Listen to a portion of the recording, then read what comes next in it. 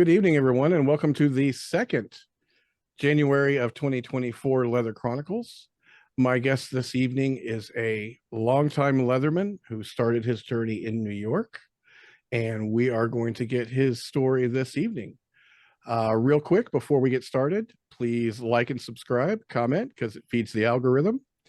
Please visit sucktherrainbow.com for Mama Vi's book, To Love, to Obey, to Serve, and other books that are now recently available. On sucktherrainbow.com, you can also find CJLC merch. Mama Vi's books and CJLC merch all goes to benefit the Carter Johnson Library and Collection. Without further ado, let's get started. Bring my guest in, Stewart Siegel. Good to see you, sir. You too. Well, we are going to start off with the same question I give everybody, and we'll just get you going. With the benefit of hindsight, when did you discover you were kinky? Okay. Well, I can go with the humorous, and then I'm going to go with the serious. The humorous is, I'm not kinky. I'm just drawn that way. The serious, to be quite honest, first off, I'm the child of a Holocaust survivor. That's first off. So I had a very harsh childhood. That's a nice way of putting it, is that I was abused. I was an abused child. Very simply, it was always said to me, we're hitting you, we're punishing you, et cetera, because we love you. And a lot of people in the community, they're like, oh, they don't want to admit it. A lot of us come from that kind of background. That's how we learned love. So that's how I eventually, years later, realized when I became more of an adult that I was kinky. It wasn't as much that I thought I was kinky. After many years of therapy, I realized I was kinky. It was just like, okay, this is how I was shown love in my life. So that's love. Growing up with a father that, especially my father, who was very, very demanding, a very demanding person, tried to control me in every way, shape, or form, to the point where in the early 80s, I was already, dating this woman. We were engaged.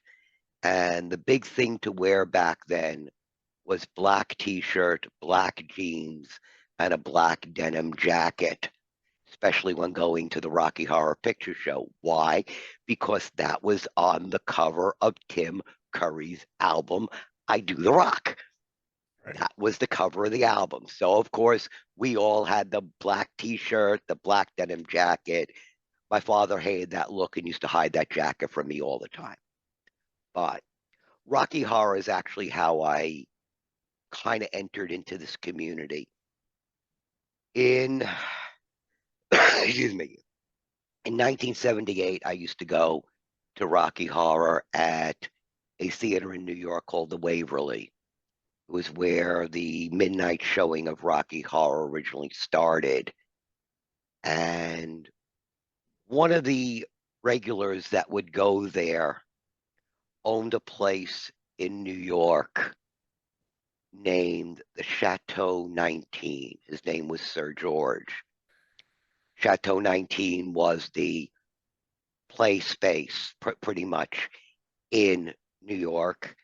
And the other place you would go to is a place which, of course, had a notorious reputation, which was Plato's Retreat. Thursday night was open, what they called open leather night or open kink night. Didn't understand it as much as leather night as it was till I started going, where I started seeing that it was mostly Thursday nights with the gay men that wanted a place to play, because the other days of the week it was mainly, the het crowd, or eventually what they called it, the pan crowd. In other words, there was some gays there was some straights there, but it was not a gay night. Thursday night was a gay night.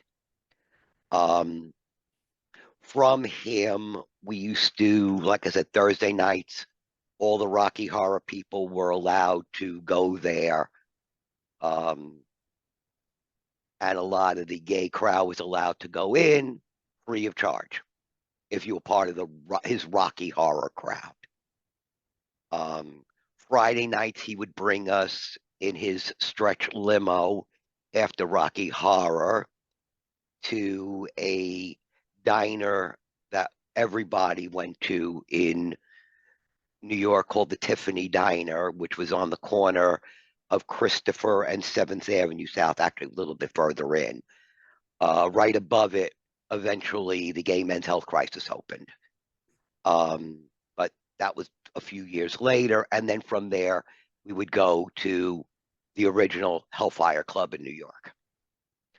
And that's really where I saw kink in its heyday and in all its glory. If you saw the movie Cruising, they actually filmed the quote unquote mine shaft scene in the Hellfire Club. In one area, which was an open area, off to the left was the pinball machines, where most of the drag queens and the people that were into drag, the transvestites, that's where they hung out. In the middle, right next, you left that area, then there was the bar, and then there was this open area with 2 slings. And this was the first time I ever saw a fisting scene, which was this guy who was a Vietnam vet. He was an amputee, missing his hand, and you would see him going back and forth. Woman on one side, sometimes a guy on the other, and just going back and forth like this a whole night. And then, of course, people would be swapping out.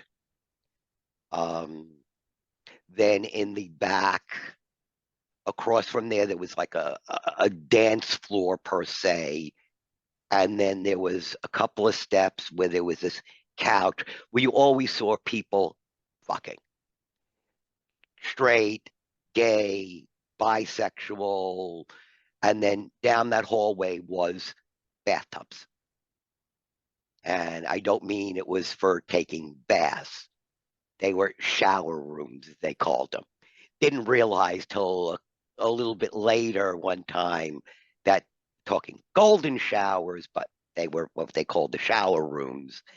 And then in the far back was the catacombs. And they were literally it was a maze where people would go to do whatever. There were glory holes, there were et cetera, et cetera. Here it is growing up besides being closeted, I was very closeted as a kid. I got to see a lot more, and it opened up my eyes, especially people who have seen the movie. I know people have seen the movie Saturday Night Fever.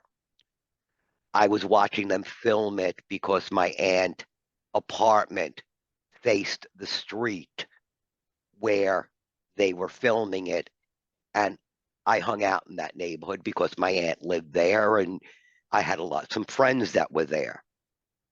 I was what was known as the neighborhood faggot, and had no idea what that meant. Truthfully, I was that closed in. And what happened was I had a female friend of mine who was very loose, nice way of putting it, and she was the neighborhood slut. Well, how does 2 people kill off the reputation? The slut starts going out with the faggot and becomes engaged. That killed two reputations at once. In the 1980, I really realized who and what I was and hung out more in the village. And it was Rocky Horror and a lot of the people at Rocky Horror that made me realize I was a gay man, or actually a bisexual man. I can only buy it. And yes, and the whole thing was that that's when I started really meeting a lot of the influential people in the gay community. Sylvia Rivera, Marsha P. Johnson, and a lot of the others, because friends of mine from Rocky Horror were friends of theirs. The thing is that at that same time, I was involved in the theater community. I was an actor and worked for Gulf and Western at the time, which owned Paramount. And so I never really went out per se to the leather bars. Yeah, I would go out periodically, but really not per se by myself. Mainly where a lot of us hung out was at the cabarets and piano bars. And at one Sunday night at a piano bar on Piano Bar Row in Manhattan, which is where, of course, across the street from it was Sardi's. A friend of mine owned the bar. And the cabaret critic, who was also a friend of mine, introduced me one Sunday night to a friend of his who was the assistant editor of Time magazine. And he was the one that he was a kinky motherfucker. He was a Leatherman through and through. And through him, he really got me into the leather community. Now, he owned an apartment on the Upper West Side, and he wanted a houseboy. And in turn, he wanted me as his houseboy. So I left my job as a programmer for Paramount, and he sent me to culinary school, and he sent me to a Butler college, and in turn, I became his houseboy. I was his houseboy for about 8 years until he became the editor at the time of Time magazine and had to move to Washington, D.C. So approximately what year did this start? What the relationship? 1981. Okay, thank So you. around 89 is when he had to go and move to Washington, D.C., and he wanted me to move with him. Of course, stupid me said that, well, all my family are here in New York. You know, I have everybody I know in New York, and why would I leave New York? And that ended that. And I pretty much walked away from the scene for about 5 years. And then I got a job offer here in Florida. That was a job I couldn't refuse. So I took the Before job. Before we jump to Florida, I've got some Yeah, questions about New sure. York. Hmm. So when you're number one, it's so fun that your journey and my journey are similar because I ended up here through Rocky Horror as well. Rocky Horror, we had cast members that were drag queens at the local bars, so we would always go hang out at the drag bars. So long story short, it's very similar. I love it. Yeah, What was Tell me about New York and kink and leather. You mentioned the clubs, yeah, and it's my understanding Hellfire was literally under a street. correct. Is that right? That is correct. So it wasn't in like the basement of a building. It was partially basement of a building. Okay. Okay, and that basement went underneath the street, which was 11th Avenue and 14th Street. Okay. Okay, it went about halfway through. Above the building was, oh God, I'm trying to remember, was some sort of warehouses and such. Okay, but it actually broke into a couple of different buildings, basements, and that's how it was formed. And Uh, is this the same area as most of the clubs and bars? Is this yes, near Meat Patrick or Meat Packing? meatpacking district, correct. Okay. In the area, there was um, the bars that were in the area were Alex in Wonderland, Peter Rabbit's, and further down when you went closer to Christopher, you had where the Ramrod originally was. Then next door was a bar called Sneakers. Um, that was really what we would call the troll bar. Um, Mainly the people that went in there were the old gays that just wanted to get drunk. Um, Next door to that was actually one of the few leather stores. The originally at the time it was the oldest leather store in Manhattan called Underground Leather. It was owned by this little Jewish woman from Long Island and who talked like this. Okay, typical Long Island Jew. Okay, talk like this and like, oh, you want to come in and buy something here? Who sent you? That's what it was. Okay. You couldn't buy in her store unless you got a recommendation. And then next door to that was the Twink bar. Well, it was the Twink and Stroll bar, which we called it, called Badlands. But specifically in the leather store itself, you know, um, when I met my sir, he was the one that brought me, of course, to that store to buy certain things. And every time I would go in and look around, she would say to me, "Does he allow you to buy anything today? Okay, let me call him." Like, no, I'm just looking. I'm just looking. So But that's the way, yeah, that's the way it what was back then. what would the recommendation entail? Um, you had to be a member of one of the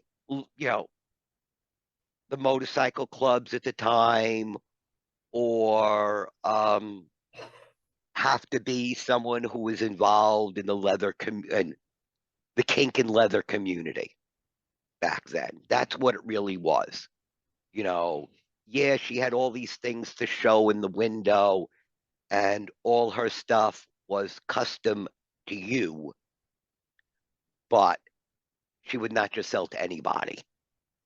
Yeah, there was certain things she would sell to anybody, anybody that wanted to come in and buy, a leather cock ring or, certain, a wristband, et cetera, et cetera. But if you really wanted to buy a harness, a vest, chaps, a shirt, et cetera, you had to get literally permission, either from a sir or somebody that was part of that itself. Someone that she knew that she could vouch because a lot of that stuff was somewhat illegal to buy because she made floggers. Floggers were considered weapons. Single tails were considered weapons. She didn't make the single tails. She had a couple of people who made them for her. You know, a lot of the stuff that she'd sell. You're still talking about, even though it was still somewhat post Stonewall, you were still talking about a very prudish time. Yes, inside the gay bars, a lot of sex went on, and the only reason why it went on is because the cops didn't want another Stonewall, so they turned their back on it. Speaking of Stonewall, you mentioned Sylvia and Marcia. Yes. Mhm. What were they like? Marcia was very outgoing, very flamboyant, very, come here, darling, type of thing, very mothering. Sylvia was just the opposite. Sylvia was kick ass and ask questions later. That was her attitude. The two of them were always together, and Marcia was always trying to bring Sylvia, calm down, relax, etc., etc. But that was the thing. Marcia was always the one to grab a hold of somebody. This was also the time of what we called the houses. Um, they did a whole documentary on it called Paris is Burning. The whole thing about where voguing started in the house of Labage and the house of, the various different houses where if you got thrown out of your house, you at least, they would bring you in to, help you find a place to stay. This was also the times of, you know, there was a hotel in the village. Oh, what the hell was it called? It was on McDougal and Greenwich, and I'm trying to remember the name of the hotel, and I can't remember the name of it, but it was supposed to be a single room occupancy hotel. It was where a lot of the gay homeless lived. And it was right across the street from Washington Square Park, which was a big cruising area at the time, there and Christopher Street. But the thing is that that area of the village from 2nd Avenue North was always a safe haven for the gay and lesbian community on 8th Street, on if you on Greenwich, around the park, even though you had NYU there that tried to make, tamp things down, it was still a safe place because we all hung out there. And that was the thing. It was a place, especially during the summer, where you would be in the park for hours on end. Sometimes you'd fall asleep in the park with 15, 20 of your friends. Or on West Street, you had the piers where, a lot of cruising went on. If you were young and needed a buck, you always went to the piers, and some old guy would give you money to Be nice. watch you play with yourself while he's playing with himself. And then, of course, he'd go home to his wife. But New York in the 80s and 90s, especially, well, 80s to early 90s was very open and free.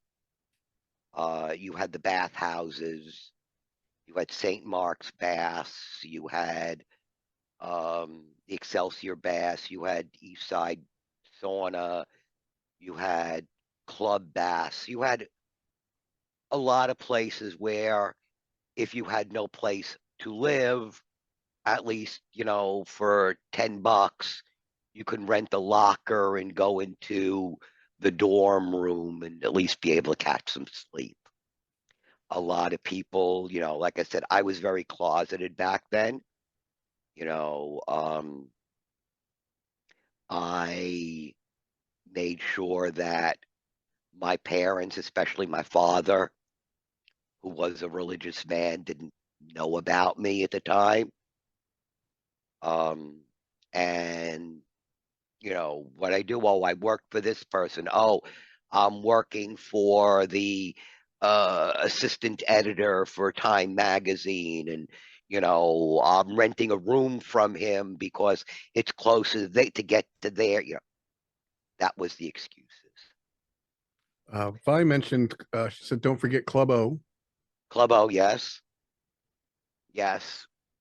You know, um, like I said, Club O was more of the, yeah.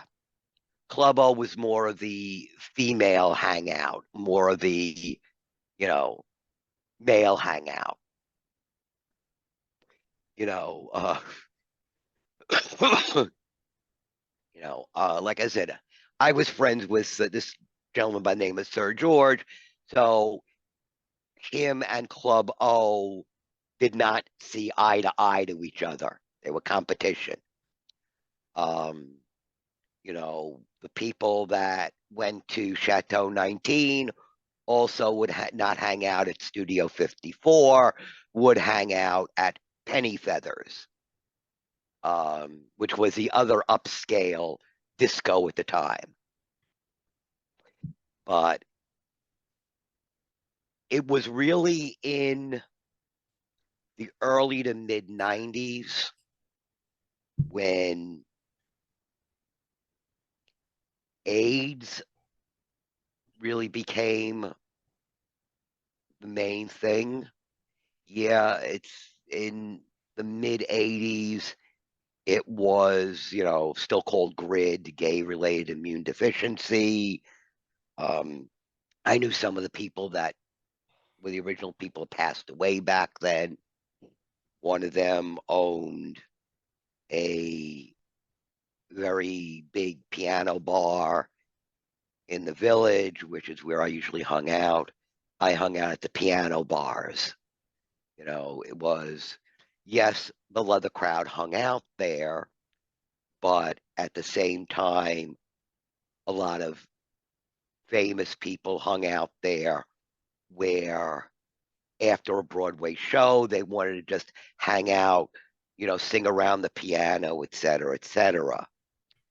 But it was really when AIDS became AIDS, when gay men's health crisis started, where a lot of the leather clubs and the leather bars and actually piano bars would do fundraisers for gay men's health crisis, for the food bank that was around back then, which was based on Meals and Wheels, called God's Love We Deliver. That was really the two first AIDS organizations that were out there. And because my sir at the time was a member of one of the motorcycle clubs called the Pocono Warriors, which is funny. They call themselves the Pocono Warriors, but not one of them was from the Poconos. Okay. Not one of them. And they'd only go to the Poconos twice a year during the summer for a run. I But was it going to say, sounded, that's where their runs were, I bet. yes, correct. That's where their runs were. Okay. Okay. There was a hotel called Rainbow Mountain Lodge, which, is the oldest gay lodge in the Poconos. And usually that was one of the places where a lot of the motorcycle clubs and the nudists and the gay leathermen, as they called themselves, they didn't even call themselves leathermen back then, just called themselves gay men until, we wore leather. Because usually when you thought leather, you thought motorcycle club. You really didn't think standalone club. There was one organization called Gay Men's Sadomasochistic Association, or GMSMA, and there was a women's organization similar to that, and that was it, that weren't members of motorcycle clubs. So those were the ones that wanted the kinky play, but didn't want the whole aura and genre around it. They had normal jobs and such, and they didn't want that to ever be caught in that motorcycle leather gear. It's funny, like I said, it's, my background wasn't as much with the Spike and the Eagle's Nest till 82, 83. And I always tell this story. The first time I was taken there, it was January. Now, the Spike and the Eagle's Nest, across the street were the piers. Was the river, was the Hudson River. So it was all open and windy then. And outside were two members of a motorcycle club. I know they weren't a member of the same club, but they were friends. It was a Saturday night. And I was going to meet my sir there. And I'm outside, and one is saying to the other, now both of them are big, burlish bears, just wearing a vest with their club colors on the back, jeans, chaps, and, biker boots. And one saying to the other, I just can't keep my souffle from falling.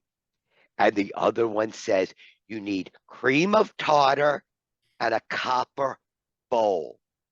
And I'm walking in there. I said, this is no different than any other gay club.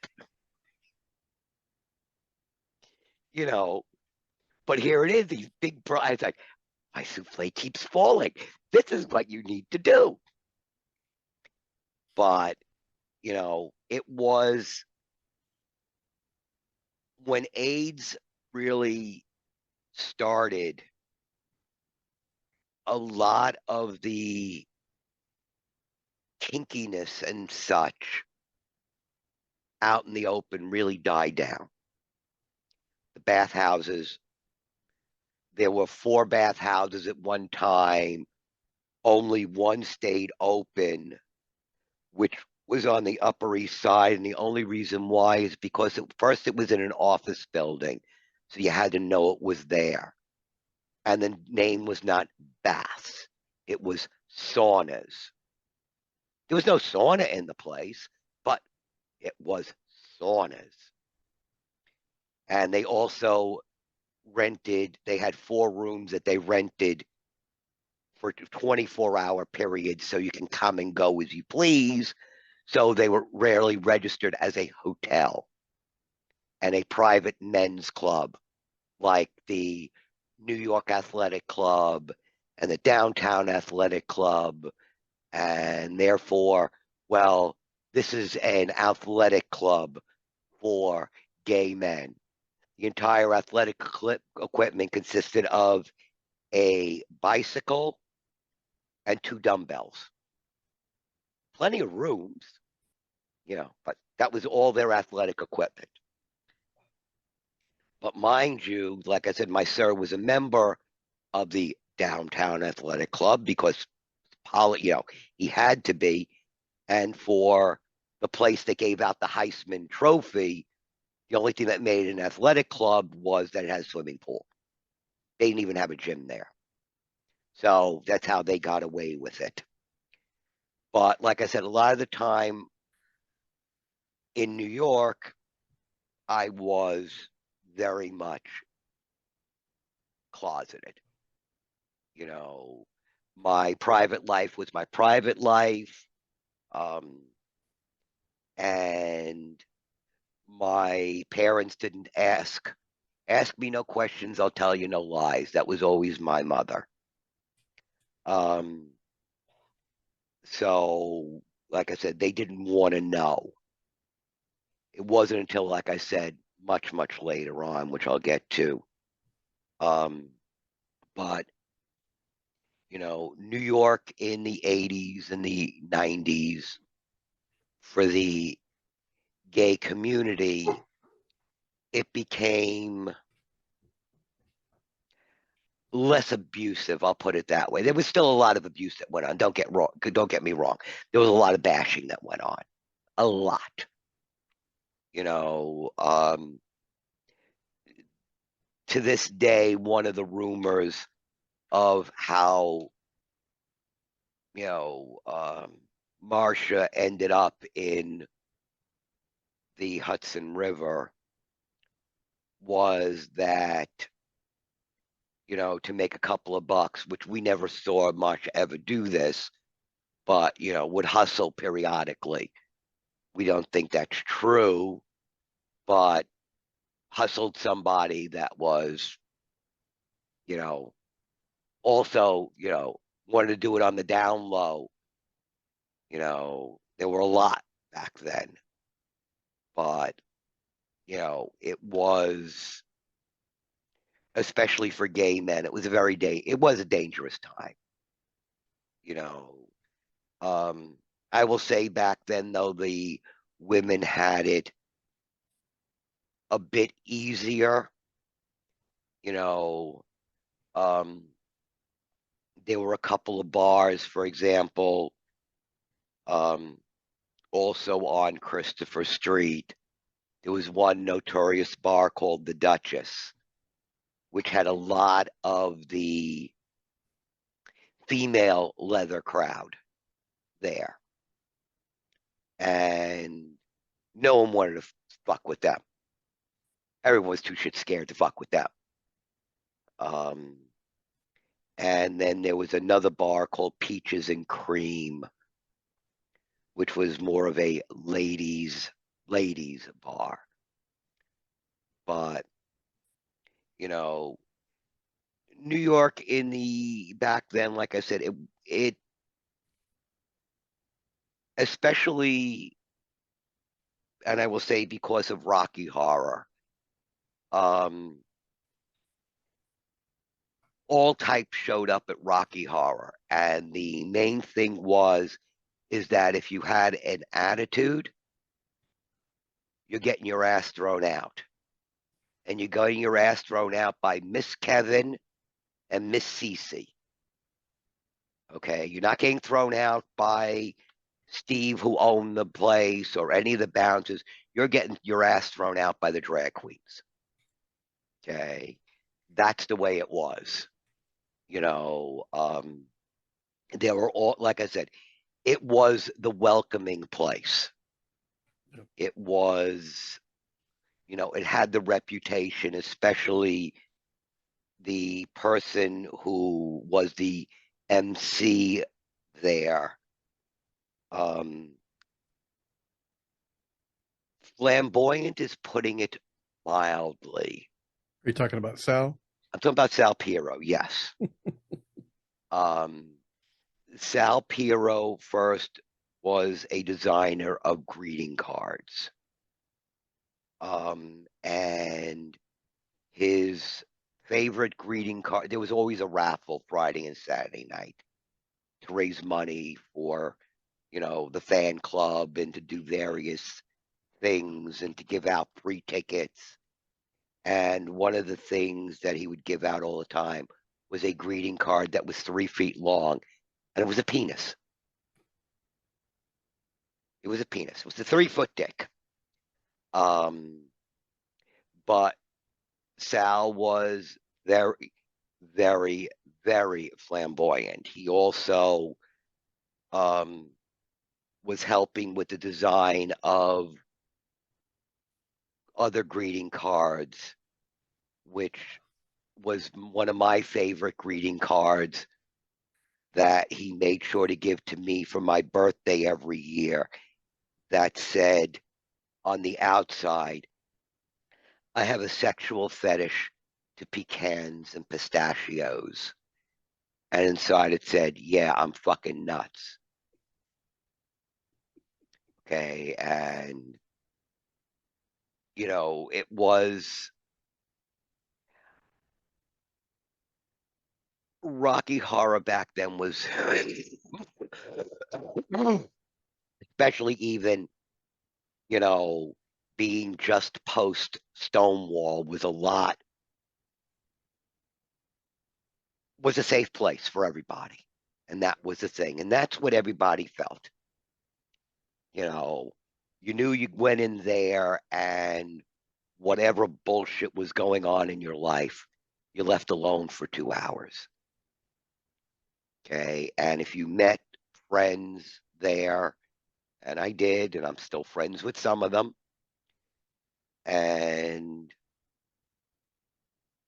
you then had more hours of just leaving your bullshit at home.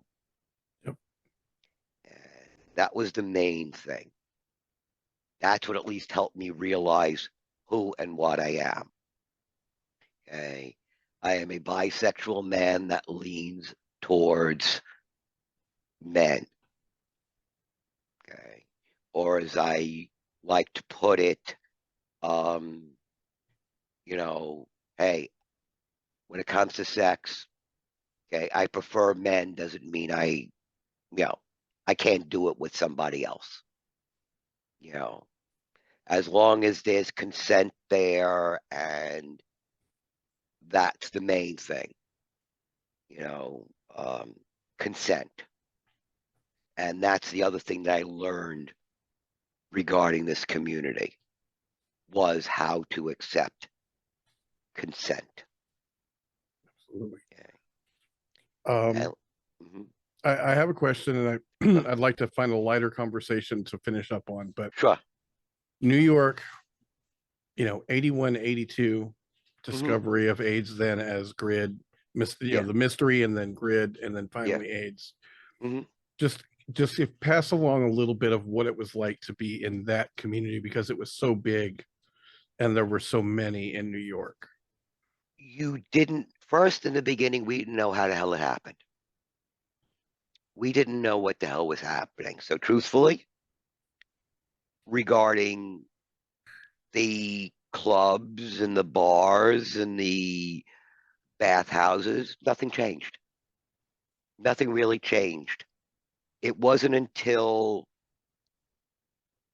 the late 80s, really, 85, 86, 87, when this straight rich woman was diagnosed with HIV. That was a big financial benefactor to the Red Cross, that they realized it came from blood. And so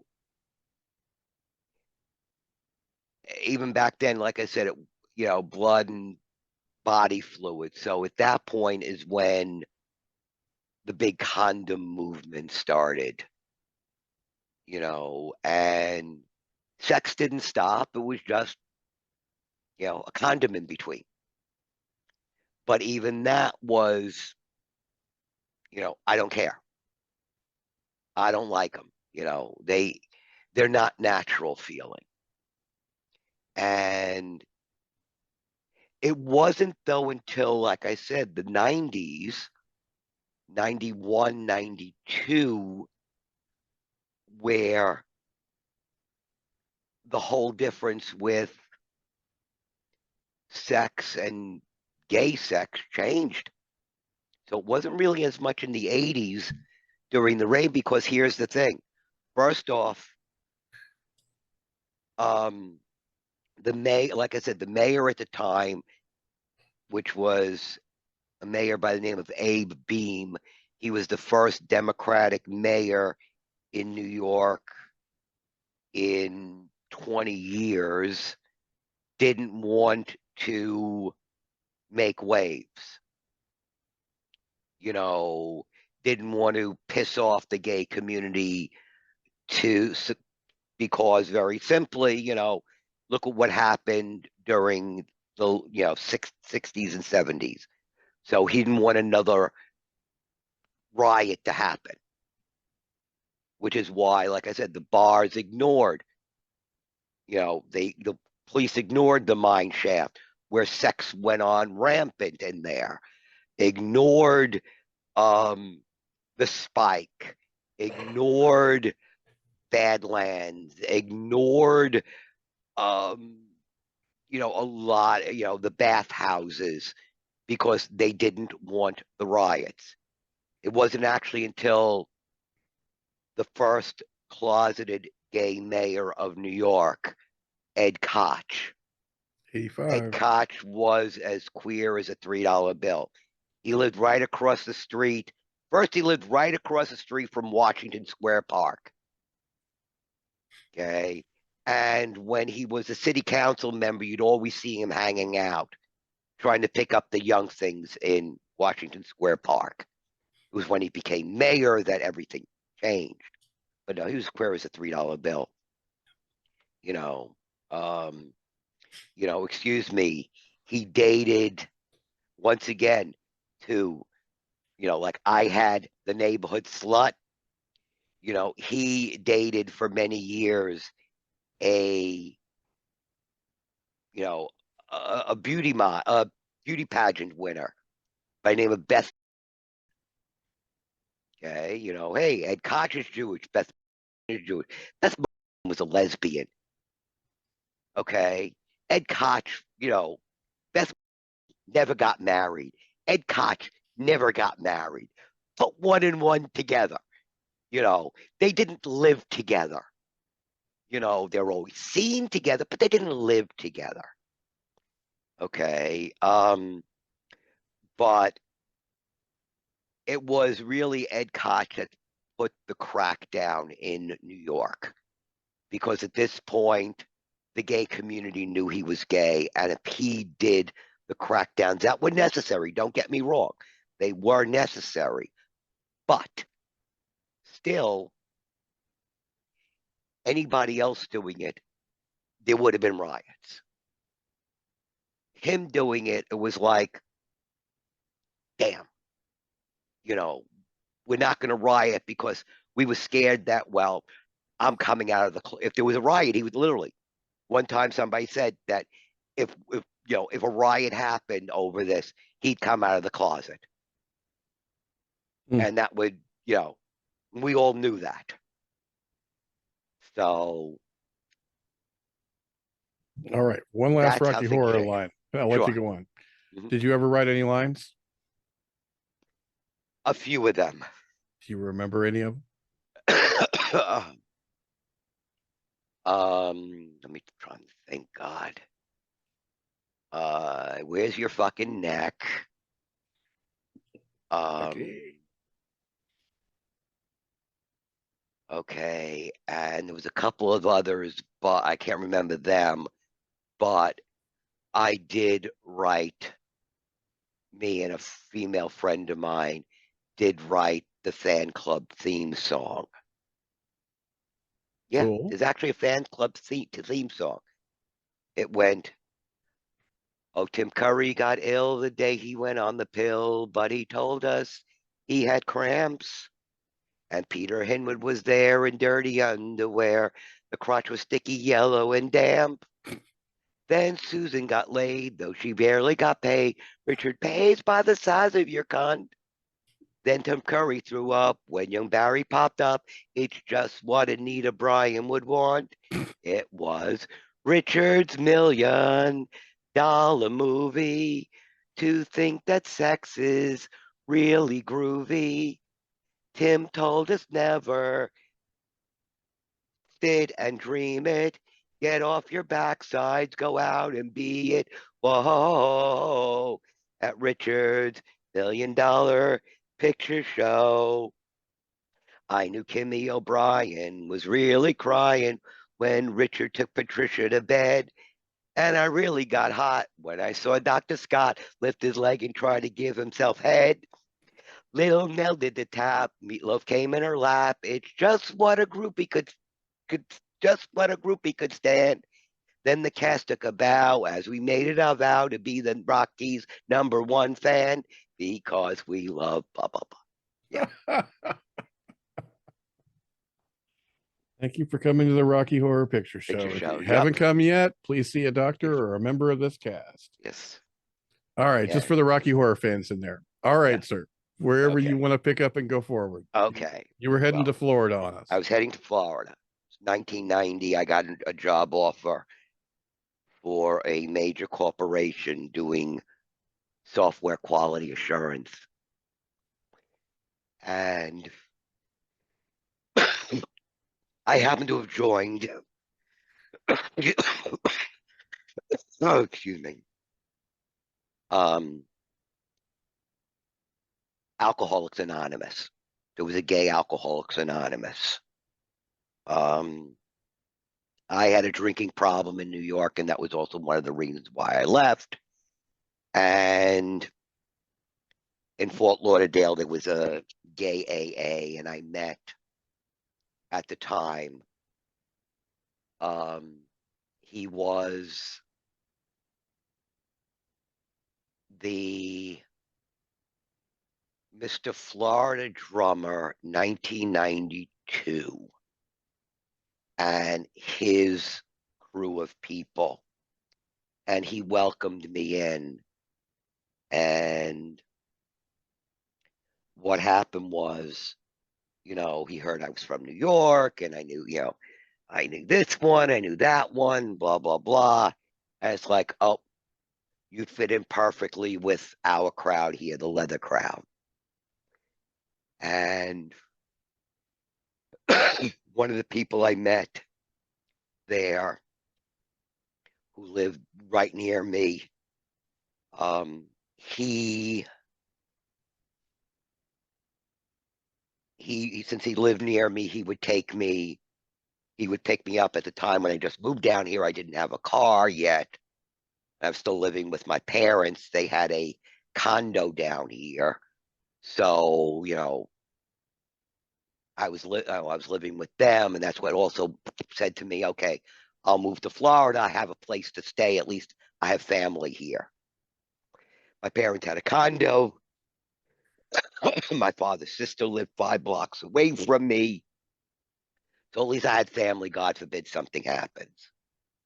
And what happened was he lived not far from me, so after work, I would take the train to the main stop, and then there was a free bus that brought you downtown Fort Lauderdale, and the AA was there, and that's how I got involved in the local leather community.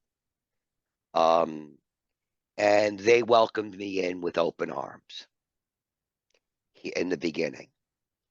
And what happened is that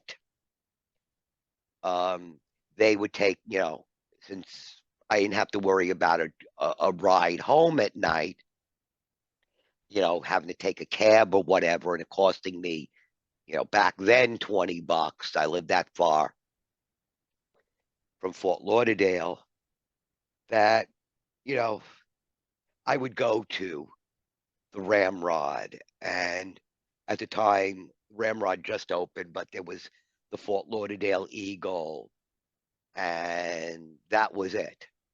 That was it. There was only 2 leather bars at the time. And one Western bar in between called Chaps. And it was literally a circle everybody would go. You'd start at the Ramrod and then go to Chaps, which was in the middle, and then go to the Fort Lauderdale Eagle.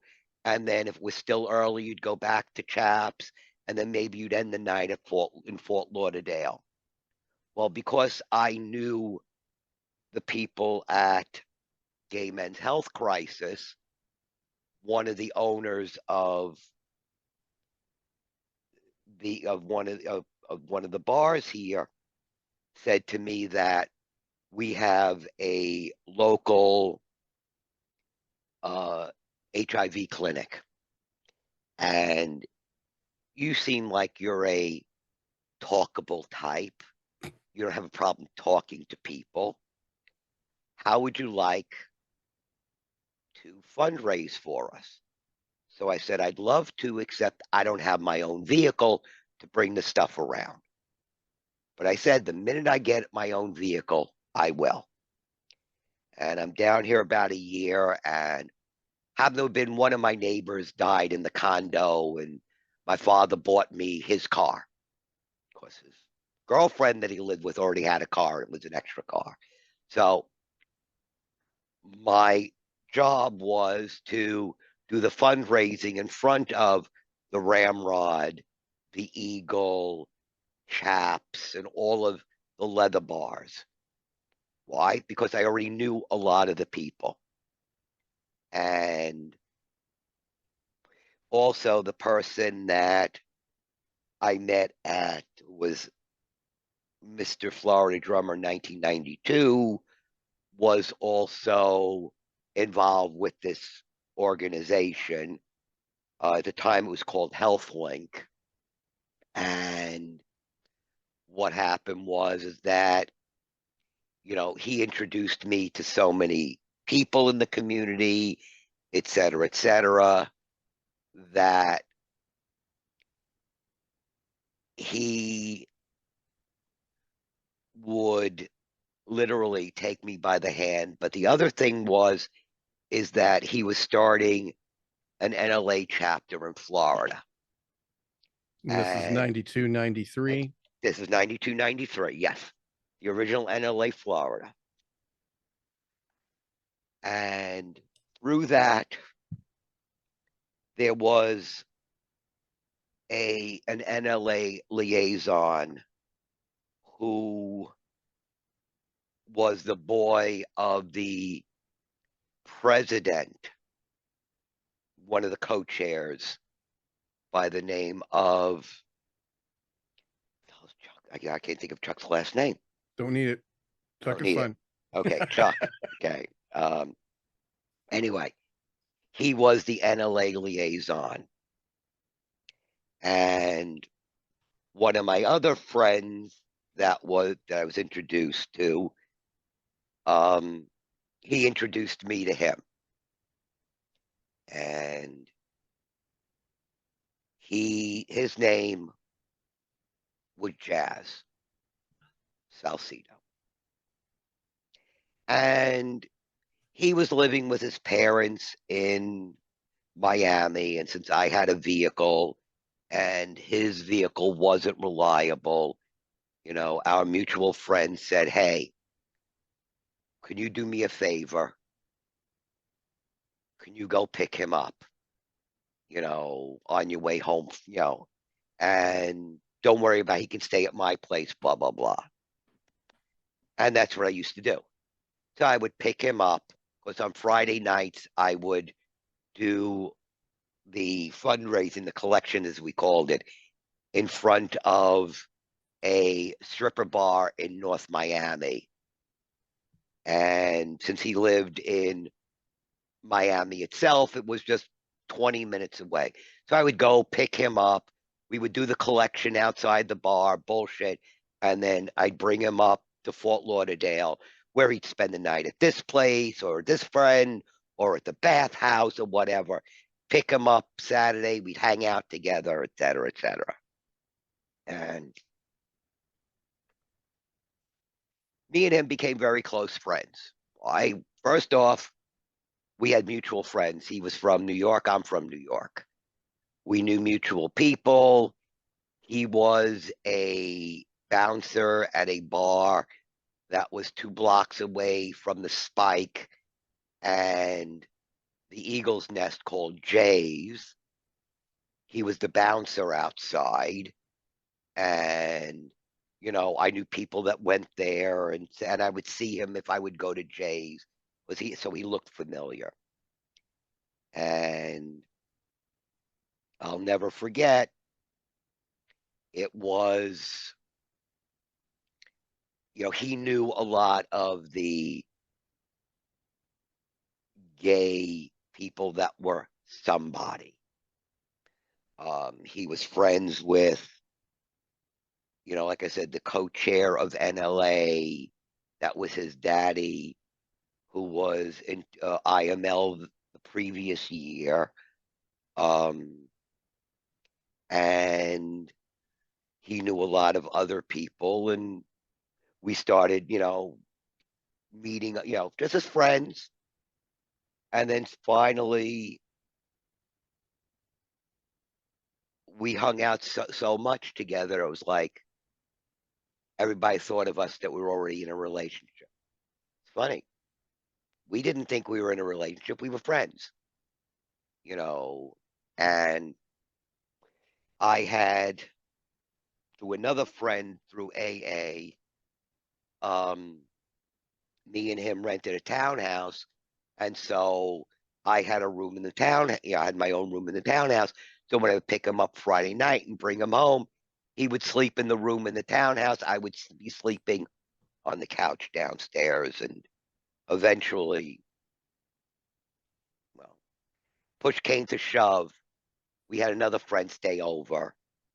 My roommate had a friend staying over. So me and him slept in the same bed, and that was it. So you met Jazz because Jazz needed a ride from, So we met through a mutual friend. Yes. because Jazz needed a ride. Cool. Jazz needed a ride from and a mutual friend.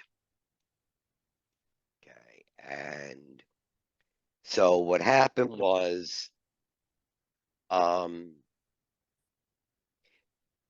always volunteered for the community. Of course, the problem is volunteering a lot for the community is that, for every bit that you'd volunteer, there would be 4 people stabbing you in the back. But don't want to get into that. But like I said, due to this AIDS clinic, we would do this one event that was a disco dance. And what happened was that the person that owned the leather store in New York, she moved to Florida and opened up a leather store. And This is underground leather that you were talking about earlier. Underground leather, correct. Underground leather. And,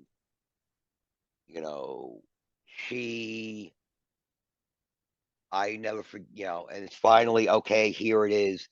The dance that we're doing was a leather dance. It's like a black party. What it was is that we had this huge pink satin heart, and for $1, you would get these little leather hearts, and you would just write a name on it, either your name or someone that passed, et cetera, et cetera. And then at this dance, it got revealed. Well, of course, this was a leather dance, so where am I going to go buy leather? Okay, because this was the only game in town at the time. The Eagle had a leather store in it, but all they really sold were vests and harnesses. And I'm sorry, for me, especially, well, back then I was a bit on the heavier side. So to me, it wasn't a leather harness; it was a leather brassiere. You know, um, it lifts and separates. The You know, bro. yeah, a leather bra. And so it's like, no, you need to go to this store. I'm saying, underground leather. I know there was an underground leather in New York. And I walk in the store, and the first thing she says to me is, Oi. Actually, I'll say it like, Oi, what the hell are you doing here in Florida? I said, I moved here. You still with him? I said, no. He moved to Washington. So why, schmuck, why didn't you go with him? Anyway, and I bought a vest from her. Okay. I bought a pair of chaps from her, and I bought a leather shirt from her. And she says, you involved with the leather ball, I hear. You already heard about me? It's, yeah, I was waiting for when you would show up. Okay. I remember you. Okay. Okay. No one else had an accent like you did. Okay. Except me in this community. Okay. Well, so of course, you know, I was doing that event as well as fundraising for many years. And then um, through that event, I met Tony DeBlas and Joseph Bean and a couple of other people. And finally, a um, they opened up another leather store inside the Ramrod that actually had actual leather clothing, not just vests and harnesses. And the person that ran the place, um, he was doing an event, and he brought in, he's trying to bring in all these people. He knew some of them, but didn't know all of them. And, I knew some of them, and we brought them in. And we brought in Tony, and it's called Dungeon 101. Uh, and once again, everybody else involved with it was making money, but me. I was the volunteer. Me and Jazz were volunteers. We actually volunteered to drive the buses to drive everybody around to the bars. Okay, because me mainly because I'm sober. You know, I didn't care. I didn't have to go into the bar. I didn't drink, and so it didn't matter to me. Um, and it was through Tony DeBlas and Joseph Bean that I met a bunch of other people, and um, there was an event in Wilmington, North Carolina, by the leather club there. Now, that was the most interesting leather club. First off, anybody who was anybody went to their annual event.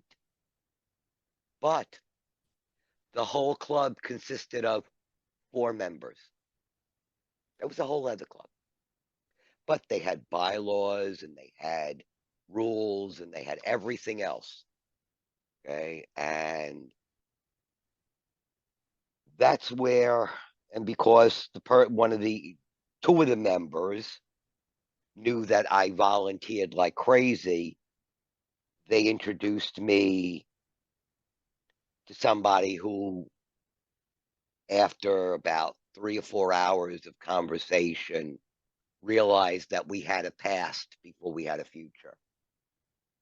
And that person happens to be on the chat right now, and on this right now. And they found out that I had no problem volunteering.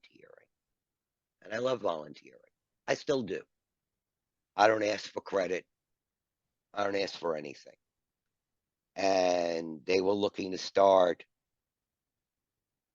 a kinky village, best way of describing it. And I had a heavy computer background. I worked for a major computer manufacturer, which what moved me here to Florida. So would I get involved with putting together a database with a mailing list, et cetera, et cetera. And I did for a while. And then things happened. And I was asked to walk away from this organization because they had an offer they couldn't refuse for a lot of money. And I did for a while, and I had no problem with it. And then I got involved with something else, another organization. And then I was asked to help put on an Olympus contest for Florida by Dave Rhodes. At that point, I was friends with Dave Rhodes, et cetera, et cetera. Me and Jazz went to various different events throughout the country, and we presented, on various kinks and fetishes. And then like I said, I was asked to put on, an event in Florida. And We're up to this is 06 you're talking about now? no. Oh, I'm talking okay. about 2001. Okay. 2001. The event was going to be the event was called Gulf States Olympus. It was actually consisting of Florida, Mississippi, Alabama, Georgia, Louisiana. And it was a success. We did it 3 years. And the other person I was working with, she, being a former IMSL, she was getting very sick, and she lived in Washington, D.C., so she couldn't come down as much to help. And so it was like, okay, I had my run, and that was it. That was in 2001. And then at that same time, like I said, there was this community that was looking to be started, and I got involved with that as well. And there was also a new contest getting involved happening at the time. And I was asked, could I put on at the first time, help put on a Florida version, a Florida version for them. Because prior to that, I was involved with Ms. Florida Leather, which went to IMSL. And this was also another female contest. So I was like, sure. And I got somebody, since we needed somebody, really the face of it, to be not only a leather person, but be female. And I got her involved as the face of it. I was still doing everything in the background, coordinating everything, handling with getting the judges and blah, blah, blah. So And you're doing the background organizing, yeah. putting everything together, making it Mhm. happen kind of stuff. Okay. Yeah, and she, of course, was out front, the wave and hi, I'm putting on this contest. She didn't have no idea on how to put on a contest. And this was, at this point, the third contest that I was involved with. And it was like, okay, fine. Did that. And like I said, the contest happened. It was a success. It only happened 1 year because um, I decided to step away from her. And, at this point, I did the initial things, off you go. And So we uh, had you had Gulf State, I'd Gulf Olympus State, 01, Olympus, 02, 03. 01, 01, 02, 03. Yes. Okay.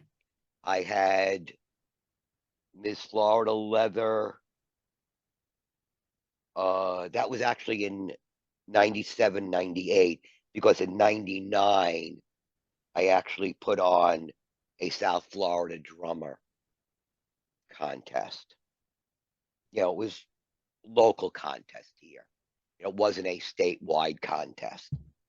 But it was interesting because of who I brought in for judges. I, having the theater background, for one, to me, a contest was not just get up there, ask questions, blah, blah, blah. It was a whole production, big, broad shoulders. Remember, you're drag queens, type of thing, you know. So, once again, you're putting on the contest. And for that contest, I happened to brought in um, the owner of the big dungeon actually, the big dungeon in Atlanta, a place called the Sanctuary. I brought him in, and I brought in a few others. To me, a contest, to be fair, okay, I don't want the contestants to know any of the judges. I don't want the judges to know any of the contestants, because that's what makes it fair. But anyway, so like in 2003, I put on that Olympus, and 2001, 2002, 2003, and then it was like, okay, I was pretty much burned out, and Dave Rhodes asks me to put on, a Mr. Florida Olympus, because he broke up Florida as its complete own region. And that's in 2006. And I was like, I didn't want to do it myself at this point. For me and Jazz, anyway, we didn't want to do it ourselves. So we brought a couple other people in. One of them, actually, two of them were running for U.S. Daddy Boy. Okay, they were friends of friends. So it was like, okay, fine.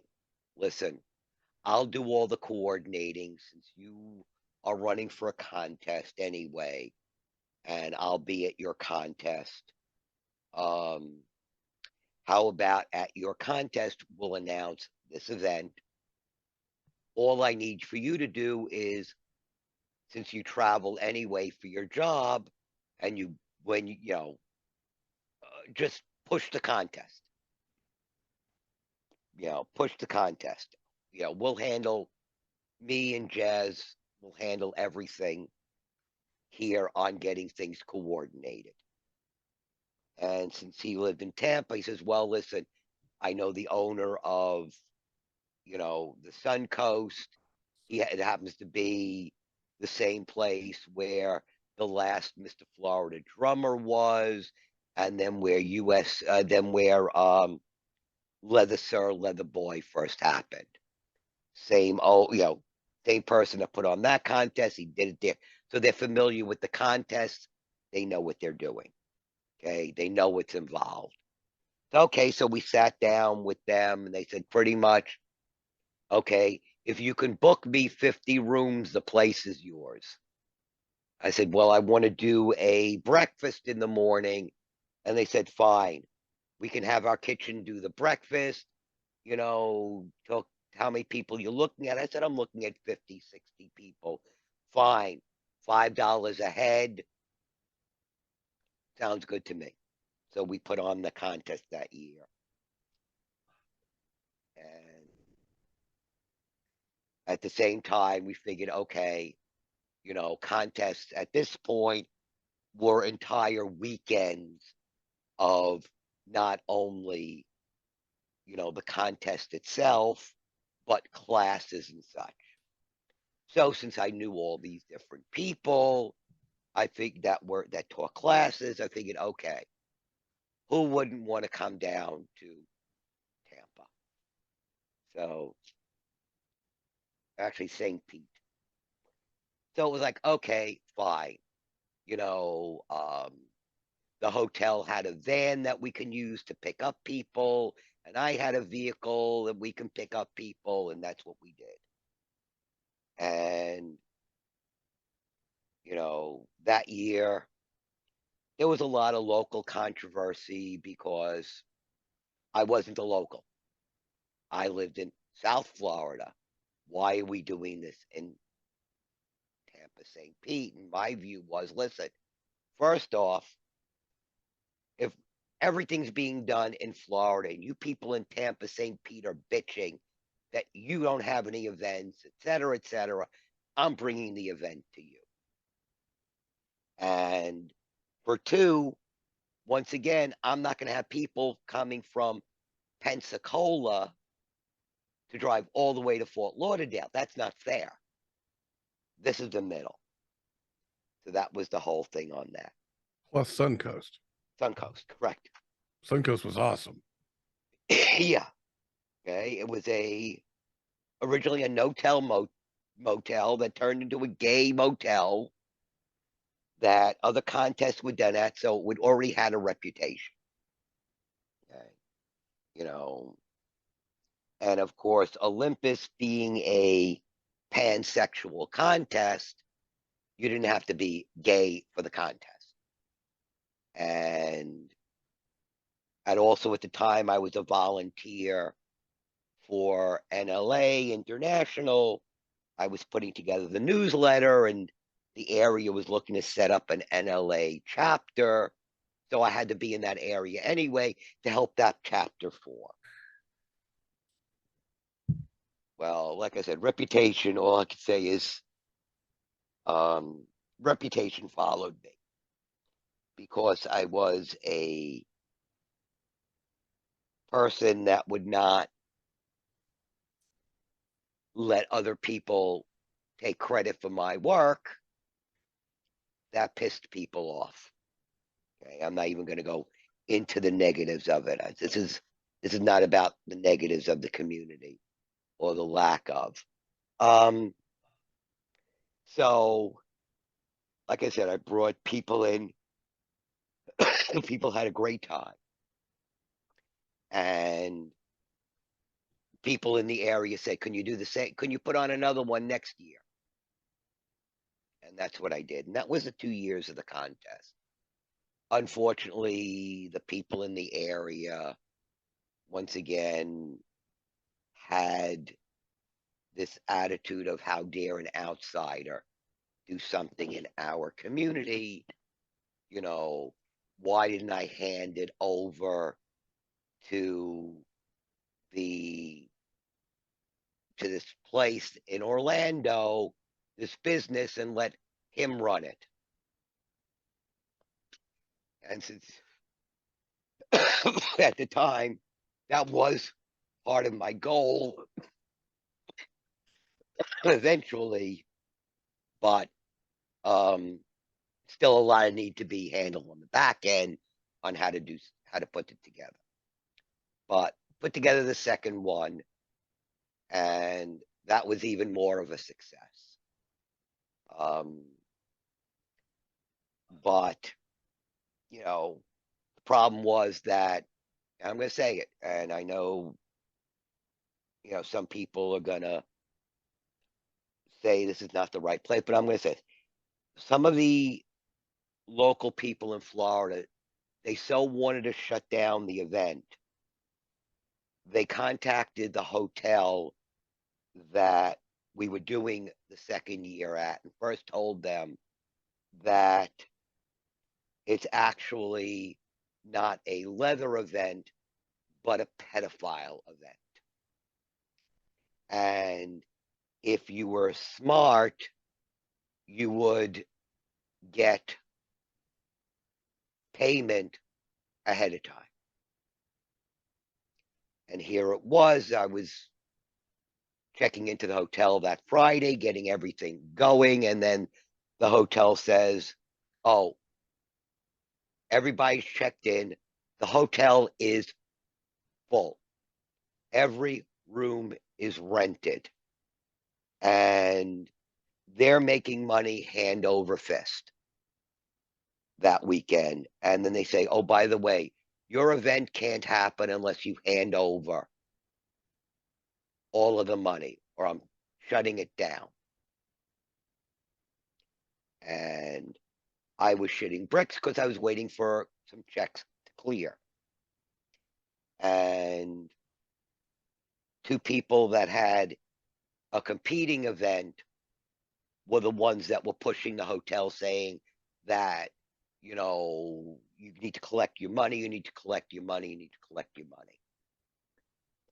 Somebody at the event volunteered to lend me the money for the weekend, and I would pay them back, and I did pay them back. So it's But very because it's a very interesting look behind the curtain, yeah, of the politics and the drama that goes in to putting an event together. correct. Okay, now my event, this event called Florida Fetish Weekend, was a completely non-profit event. Okay, any penny made was a penny either spent or given to the community, and spent on the event specifically or for the community. The competing event, by the way, was a for-profit event. Florida Fetish 2007 is where the pony flag was presented to the community. Correct. Now, there was a lot of stuff around that. I mean, I was there, Correct. so I'm Yes. sorry. I'm just No problem. saying what I No. remember. Yeah. Yeah. You know, a lot of the who's who in the community were there. Okay. You know, they were either judging or presenting. But the competing event, which was that following April, made sure that that event never happened again. And to the point where, after I borrowed the money, gave back the money, okay, that following week, rumors went around that I never paid them back and that I embezzled a bunch of money, to the point where people who I thought were friends actually said, yeah, I still want to stay there, your friend, but no one could know about it. I can't be seen with you, or you can't be seen with me. Okay, we're still friends. Don't get me wrong. We're still friends, but we can't be seen with you. At that point is when I decided, you know what? Enough is enough. And I walked away. I walked away with all my knowledge and all my experience. And instead, what I did was I took everything I collected through the years and I put together this little online library called Fetish Alliance. And really what it was through all the events that I've been to and all the people that I've met and various things that they've written, et cetera, I put together in, once again, a free website. A free website for the leather fetish community. And that's still up and running, right? That's still up and running. Tell And it everybody the still address. costs me money every year because I host it. I still host it. Periodically, I'll come across something and I'll add it, or someone will say to me, hey, this thing that you have that was anonymous, I found out who wrote it, and I'll make changes, but it's still up there. It's still up there. I don't do much with it. This was actually before the times that even the Carter Johnson Library was even thought about. I mean, she was collecting, Vi was collecting stuff, but it wasn't really a lot per se the library. It was Vi collected, yeah. still a passion at the time. Yeah. It was a passion, yeah, but it wasn't the library. You know, the one of the first places where a lot of that stuff was shown was at the Sun Coast at FFW, where a lot of the stuff by Gwen Hardy, who was also collecting with Vi, brought her whole collection with some of Vi's stuff to this event. It was also, by the way, talking about first, it was the first place where the Leather Archives and Museum, mobile museum, was first displayed, was at FFW. You know, um, and the thing is, once again, when I heard that this was going to happen, no, you're not paying for anything that weekend. You're adding to the weekend, you know, because for the Leather Archives and Museum mobile museum, they were using their room. So I went to the hotel and I said, credit back their card. I never did anything for the glory. And that's always been me. It will always be me because that's what I learned all the way back in the 80s in the gay community and in the leather community. You don't do things for that pat in the back because the pat in the back is only inches away from a kick in the ass. And I got plenty of those kicks in the asses, but never asked for those pats on the back and never will. No good deed goes unpunished. Punished. That's exactly it. And, it was actually Facebook and coming across you and Char and you starting to do this that finally said, you know what? Enough of burying myself away. Enough of,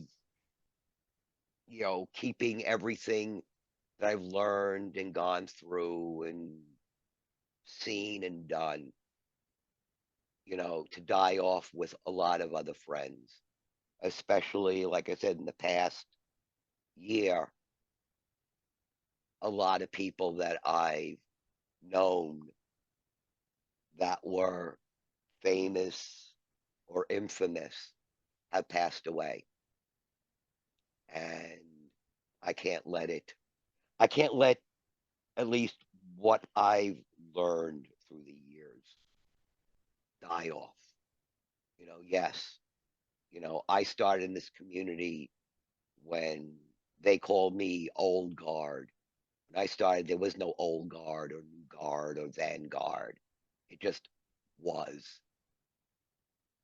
It just was and always will be. And to bring this up on a high note. Oh, no. That History of the World Part One. one, Nice. that's right.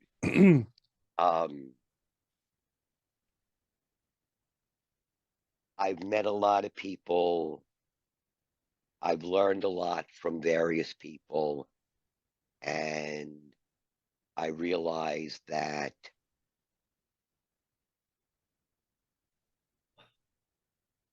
this community is going to go on with me or without me.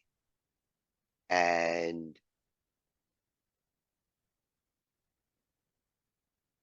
I've gotten to the point of my life, being in my 60s, of saying, I love myself. I think I'm grand. When I go out, I hold my hand. I take myself from place to place. And when I'm fresh, I slap my face. In other words, I like me. I have no problem. And if other people don't like me or don't care to like me, well, you know what? They're the one that's losing out, because I would give the shirt off my back, and I have for many years, to help something succeed and help events happen, and then say, okay, you can do it on your own. You can do it. I'm here if you need me. And that's why, you know, and truthfully, I was thinking about shutting down Fetish Alliance this year and saying, okay, enough is enough. And a bunch of people said to me, you know, why? I still go there periodically. I still go there and find things I never knew existed. Writings from people I never knew existed.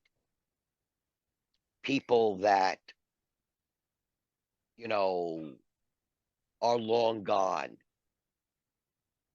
that are still somewhere, you know, and that's the whole thing. And the the community has a history, and the history needs to be preserved. And the history like this is more than just publications and stories and rumors and gossip, but it's actual people. And a lot of the people are gone, and their history is lost. And through you and through Char, I realized that my history has to exist in some way, shape, or form, especially since the times I grew up. You know, in the gay LGBTQIAMNOPQ or whatever life, as well as the leather life. I've seen a lot. I've met a lot. And,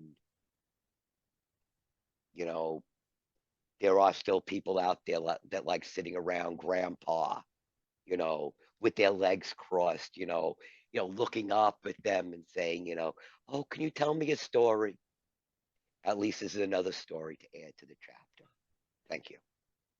Well, I'm glad you agreed to give it to us. And, quite frankly, the community is not all roses and unicorns. There's some crap out there, and people need to understand that there's that side of the community. So I don't have a problem at all with that.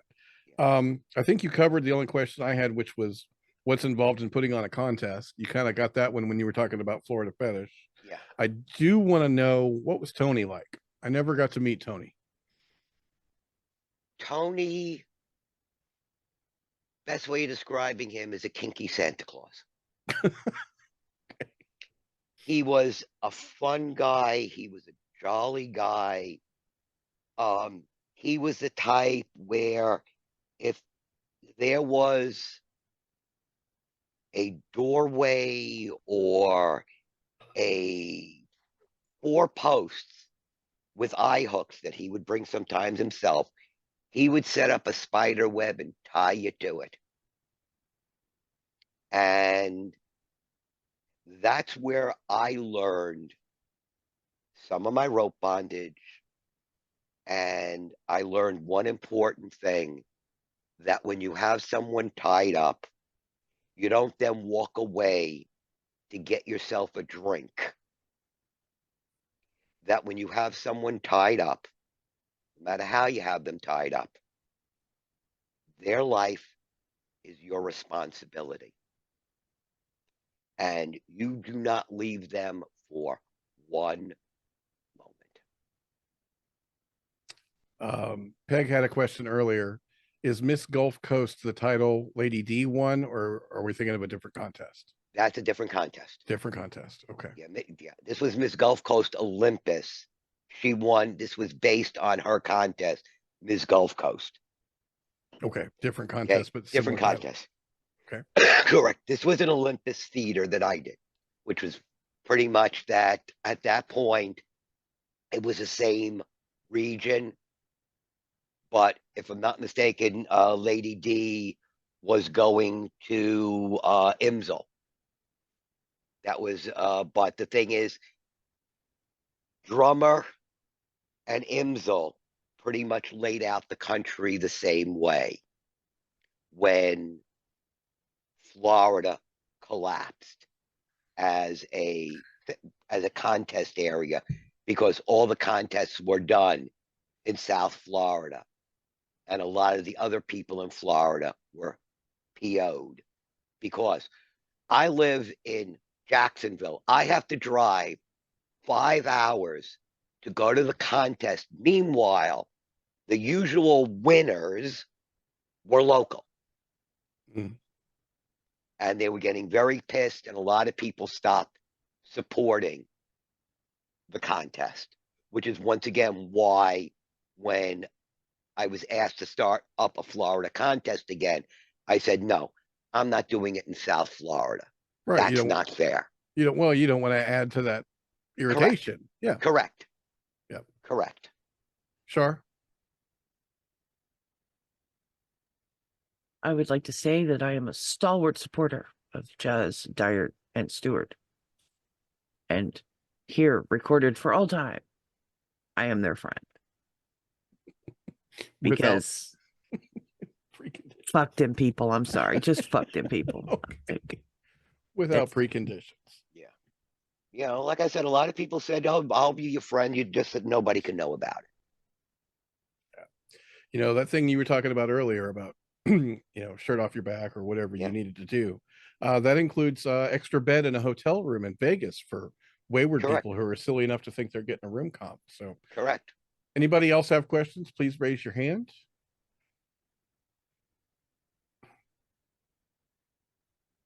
I kind of had a feeling you'd be able to go on your own without me interjecting too much. Like you said earlier, you're a talker. Yeah. Which no, not me. I'm quiet. So I'm shy, innocent, and demure, a delicate flower waiting to bloom. I've got a picture of you in a particular shirt that says otherwise. Yeah. Oh, you got that picture? Where is it? As soon as we stop the recording, I'll be happy to pop. Oh no, you can put it up now. Oh, I don't know. I'm not going to put pictures on the recording. There's people in there that might not want to be on them. So. If I'm not mistaken, you're talking about the light blue shirt, so I don't think there's a problem. No, it's the brown one. Oh, the brown one.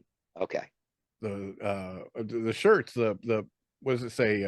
Loud and pushy Jew. Loud and pushy Jew. Yeah, loud and pushy Jew. I did have a really good comment from Scott that snuck off. It's a Vivian Kramer quote. He said, I'll say again in the words of Vivian Kramer, this community does more harm to itself than the religious right could ever dream of doing to us. Correct. And that's absolutely the case. Yeah, we're constantly eating ourselves. And I mean, we've seen that recently with events. You're talking about, you did this event and it died, and you did this event and it died. I mean, look at what we've had happen in the last 5 years. Events that have been lost or attacked, or somebody called the hotel and dropped some sort of thing to try to get them canceled. I'm thinking the one in Vegas that happened to. I mean, it's happened a lot in the last 5 years. We're not talking about ancient history here. This is still No. going on. Okay, so because somebody wants to put on something else, and here it is. You're not making money from it. I'll make money from it. Yeah, and it's the reason that I wanted to ask you, just given the sheer number of events that you've organized, what's involved in putting on a contest. And I think I am going to go back to that question because Sure. you kind of touched on it, but just just kind of list out all the things that have to be addressed when you're putting on a big event like this, because I think a lot of people think these things run on good intentions and unicorn farts. No. And Scott's shaking his. I know Scott's talked about Neela a lot.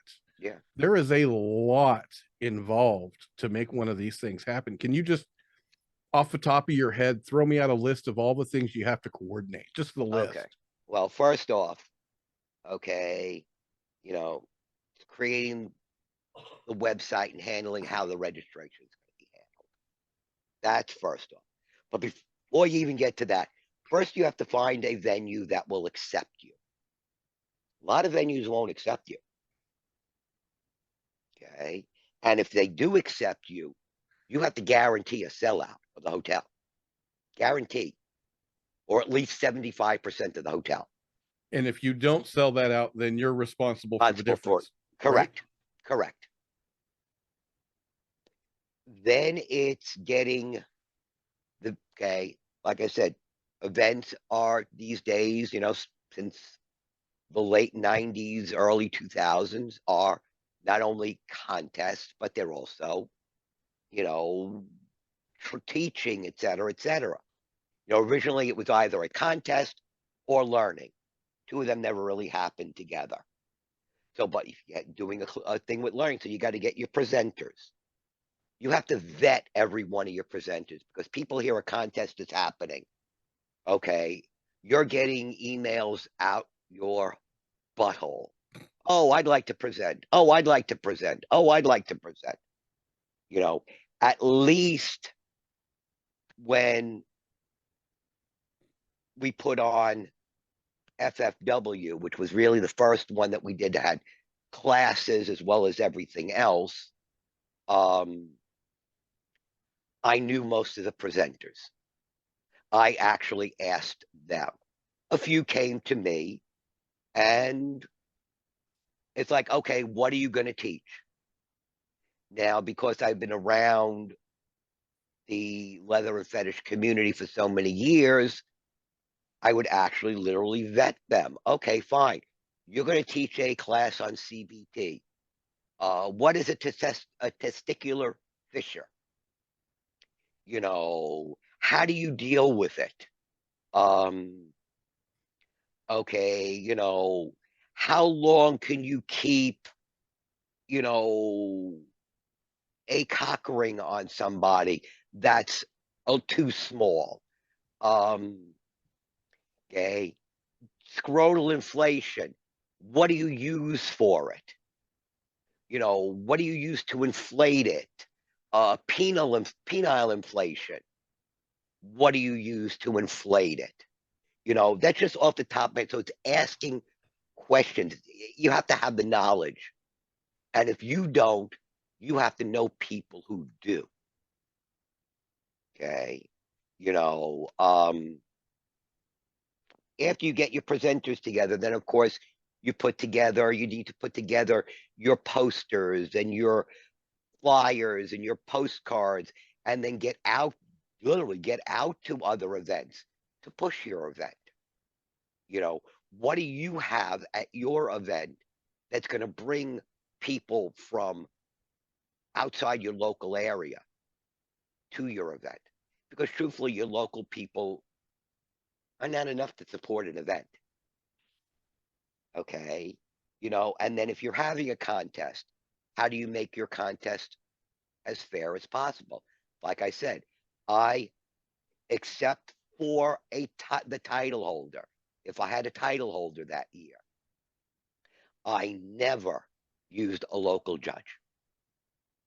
because I wanted it completely and totally fair. I wanted it because I've been in contests that I've known every one of the judges. And plenty of times those judges have said to me, you don't need this title to be a somebody. You already are. And that's this. And truthfully, they weren't lying. They weren't lying. But because they knew you, there was a bias there, but you didn't necessarily need the platform. Correct. But at the same time, and I will say, in the gay leather community, you're not respected unless you have that title on your back. That's the thing. They'll walk all over you unless you have that title on your back. Scott's shouting truth. Yeah. Yeah. You know, I know plenty of people that busted their butt, like myself, for the community, but they're not Mr. So-and-so, or, et cetera, et cetera. Either no one will listen to them, or you'll bust your butt, and then the person who's the title holder will take all the credit for it. That's the other thing, because they were involved as well, because they are the local title holder. They'll take all the credit for it, saying, see, I coordinated this whole thing. And like I said, the problem I'm seeing, though, is that in the rest of the community, now this was happening in the gay community, now it's spreading. Whatever we did in the gay community 10, 20, 30 years ago is now happening in the rest of the community, and I'm going to say the pan community, the het community. Okay. Now, very few people will listen to you unless you either have a title or you're a writer that they can go, ooh, can I have your autograph? That makes you famous, i.e., unless you're famous. Okay, if you're just one of the peons in the background, and that's the perfect term for it, is a peon, because truthfully, unless you have that title, that's what they're going to do, pee on you. So we've got find a venue that'll host you, promise to sell it out or pay the difference. Yep. You got to come up with judges, and hopefully judges that are good judges and correct.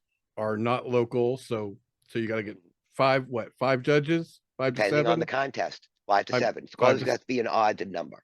5 to 7 judges,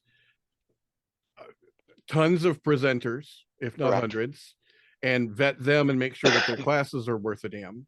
Then all the logistics of PR and getting the word out there, and flyers and posters and feeding people at the event. You were talking about breakfast and dinners, and it's not a small thing. No, not at all. Not a small thing. And the thing is, it's like I said, it's because you need to go to other events outside of your own community until you have a long time following, when you're a new event. Just going to those events, you got to pay for out of your own pocket. Yeah. Scott's mentioning, you've got to have some sort of legal structure for the event. That's it. Event insurance, board insurance. Yeah. That's it. There's a lot to it, folks. It's not just I want to have an event, therefore one happens. Yeah. It's I want to be a producer on a big show on Broadway. Cecil says, et cetera, et cetera, et cetera. Yeah. Yeah. So Stewart, this was amazing. I knew it would be. I've had the benefit of meeting you and seeing your generosity and, you know, benefiting from it, and you know, being whatever it was that that you liked me and looked after me. So I've always appreciated that. And I said so. I think you were at Thanksgiving, weren't you? When I said so. So Yeah. all right, folks, we're going to wrap this up. Be sure to like, comment, and subscribe.